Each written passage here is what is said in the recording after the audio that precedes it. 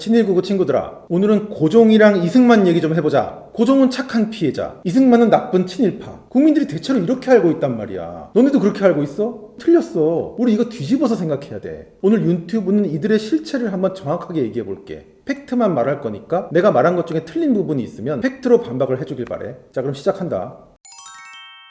자, 조선이 일본한테 넘어간 조약이 뭐야? 그래, 을사조약이지. 오늘은 이 을사조약 앞뒤로 무슨 일이 벌어졌는지 한번 날짜별로 이걸 정리해서 이야기를 해볼게. 자, 먼저 을사조약 한 해 전인 1904년 3월 고종은 일본 천황한테 30만 엔을 받았어. 이거 지금으로 치면 수백억이죠. 그러면서 경부선에서 고종이 가진 지분을 보장받고 향후 경의선에서도 고종의 지분을 보장받았어. 자, 벌써 돈을 왕창 받았어요. 그리고 며칠 뒤에 고종은 이토 히로부미한테 대한제국의 최고 훈장인 금척 대수장을 수여했어. 그리고 3월 20일부터 25일까지 주한 일본 공사관 직원 전원과 대사 수행원 전원, 이토가 타고 온 군함 함장까지 다 고종이 훈장을 수여해. 그리고 을사조약 체결 딱 일주일 전 고종은 일본 공사로부터 이토 히로부미 접대비라는 명목으로 무려 2만 원, 현재 가치로는 25억 정도 되는 큰 돈을 또 받아. 그리고 을사조약 딱 이틀 전인 11월 15일 고종은 을사조약 체결을 위해 방한한 일본 사절단 육군 중장 요시토모부터 해군 군의관 오카다 등등 모두 65명한테 다 훈장을 수여해. 이게 을사조약이 슬픈 사람의 행동일까? 이거 다 그냥 어쩔 수 없이 눈물 흘리면서 수여한 걸까? 그리고 1905년 11월 17일에 드디어 을사조약이 체결되지. 바로 을사조약 체결 당일에 고종은 을사조약을 끝까지 반대했던 의정부 참정 대신 한규서를 너는 황제의 지척에서 온당치 못한 행동을 했다 하면서 파면해버려.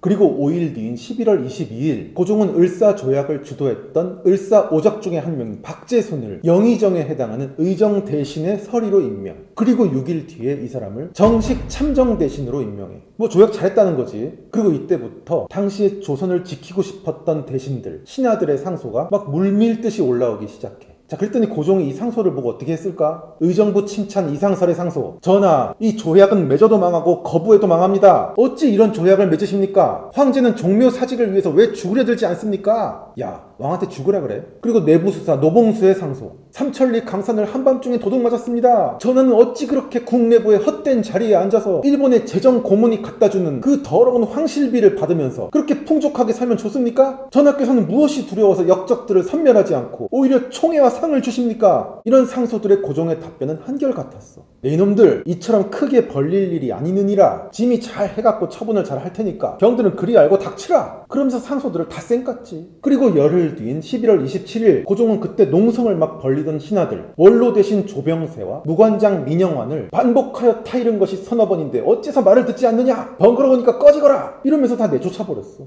이러고 나서 며칠 뒤에 조병세와 민영환은 스스로 목숨을 끊어버렸지. 이때 목숨을 잃은 민영환은 사실 이전에 러일 전쟁 때 이 고종의 대한제국 국권을 좀 보호해 보려고 루즈벨트한테 미국 특사까지 보낸 사람이었어. 그때 민영환이 보낸 특사가 누구냐? 바로 한성 감옥에서 빼낸 29살 청년 이승만이었다고. 이승만은 이때 독립협회에 소속돼서 박영효와 함께 갑신정변을 기획했는데 이 박영효의 쿠데타 계획이 발각되면서 역적죄로 한성 감옥에 투옥돼서 사형 선고를 받은 상태였거든. 근데 미국에 보낼 만한 특사가 이렇게 이승만처럼 똑똑하고 영어도 잘하는 사람이 없으니까 민영환은 이를 사면시켜서 미국에 보냈던 거지. 이승만을 감옥에 보낸 것도 대한제국, 사면을 시켜서 빼낸 것도 대한제국. 웃기지 않냐 이것도? 우리 모두가 잘 알고 있는 헤이그 특사를 비롯해서 이때 고종의 사절들은 국제적으로는 찐따 신세나 다름없어서 어디 회의장에도 못 들어가고 입국 컷이나 당하던 신세였는데, 근데 이승만은 이때 직접 루즈벨트를 만나고 왔다니까? 이승만은 자기가 대한제국 고종의 특사인 거를 거부하고 나는 한반도 민중의 대표다, 그리고 하와이 한인들의 대표 자격이다, 이렇게 말을 하고 루즈벨트를 만나러 갔고 민용환도 그러라고 했어. 그러고 보면 해방 이후에 이 대한민국의 정치가들 중에서 을사조약을 정면으로 반대해서 죽거나 쫓겨났던 멤버들과 직접 연관이 있는 정치가는 거의 이승만이 유일하다시피 한데 다들 이승만을 친일파 취급하면서 이때 일본에다 나라를 판 고종은 무슨 대단한 민족의 성군처럼 추앙하는 걸 보면 이건 뭐 무슨 무슨 정신병적인 행태가 아니냐. 내가 보기엔 그래. 지금 한국인들이 이승만을 증오하는 이유는 솔직히 한반도의 공산화를 막았기 때문이고, 이승만을 증오하는 세력은 바로 수십 년간 대대손손 한반도를 어떻게든지 공산화를 하고 싶은 세력들이기 때문일 거야. 뭐 이승만이 인권을 짓밟아서 그랬다 다 무슨 개뿔 개소리지. 그렇게 인권이 중요한 사람들이면 도대체 왜 김일성 삼부자는 그렇게 싸고 도는 거야? 말이 안 되잖아. 자, 다시 돌아와서 아까의 다음 날인 11월 28일에 고종은 이토 히로부미와 미팅을 하게 돼. 여기서 고종이 한 말이 걸작이야. 실로 우리나라를 위해 경의 재량에 나는 기대하는 바가 있다. 보아하니 지금 경의 수염이 반백이구려. 이제 일본 본국의 정치는 후임들한테 맡기고 그 남아있는 검은 수염으로 여기 와서 짐을 보필해 달라. 그 나머지 수염이 하얗게 되면 바로 그게 위대한 공헌이다. 고종은 이딴 소리를 했어. 그때 이토 히로부미는 뭐라 그랬는지 알아? 미소를 띠면서 응 불가합니다 그랬음.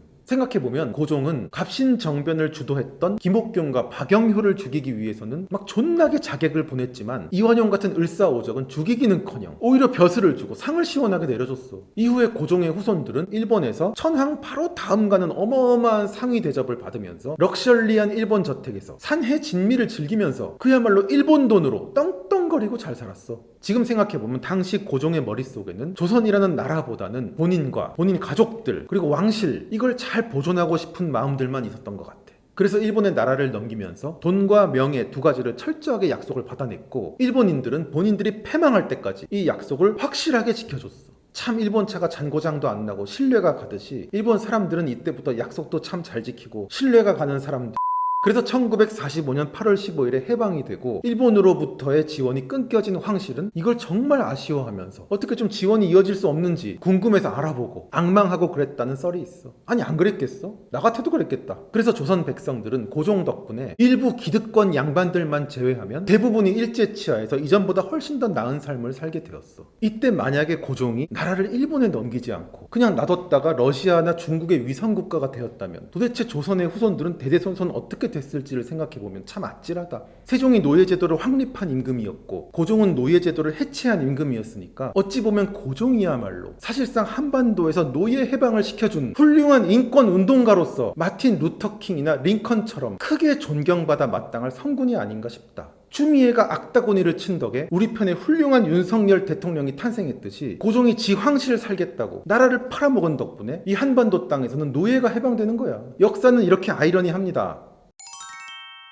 마지막으로 아까 얘기했던 이승만 특징을 마무리하면서 끝낼게. 이승만은 외교 투쟁 독립운동가로서 해외를 돌면서 수십 년간 한반도 땅을 밟아보지 못한 채 서러울 정도로 일본에 맞서서 투쟁을 한 사람이야. 특히 하와이에서 독립투쟁할 때는 일본 영사가 수없이 와서 협박도 하고 돈도 흔들고 막 회유하고 어떻게든지 이승만의 독립투쟁을 방해하려고 애를 썼는데 여기에 이승만은 끝까지 넘어가지 않았어. 그리고 하와이의 한인 교포 사회를 일본 한인 교포 사회로부터 분리해서 나중에 2차 대전 이후에는 미국한테 전범국으로서의 불이익을 당하지 않도록 일본과 철저하게 구분시켜준 것도 이승만의 공이야. 이승만처럼 평생 일본을 증오하다 살다 간 사람도 없어. 내가 볼 때는 반일력만 따져도 서경덕 같은 인간이랑도 비교도 안 되는 분이야. 내 아버지가 직접 이승만 때 교육을 받으신 분인데 그때 교과서고 뭐고 다 반일이었대. 반일에 미친 할배였다니까. 이런 프로 반일러 이승만을 친일파로 몰고 무슨 이승만이 독립운동을 했냐면서 막 비난하는 인간들. 아니 그럼 너네 할아버지 증조 할아버지는 뭐 했는데? 심지어 이승만은 하버드대 석사에다가 프린스턴 대학교 박사라서 한인 사회와 하와이 기독교 사회에서 일본 지식인들을 완전 스펙으로 압도해버린 그야말로 애초부터 일본을 이긴 사람이야. 당시에 나라 없는 조선인이 미국의 정치, 경제, 언론, 막 사회 지도층들 이런 사람들을 끼고 존나 막 영어하면서 독립운동을 했다는 게 얼마나 기적이고 얼마나 대단하고 그게 얼마나 대한민국의 탄생에 큰 기여를 했는지 이런 걸 학교에서 안 가르쳐주니까 뭐 알질 못해 다 그냥. 그리고 엉뚱하게 무슨 이승만 친일파라는 개소리나 하고 있고.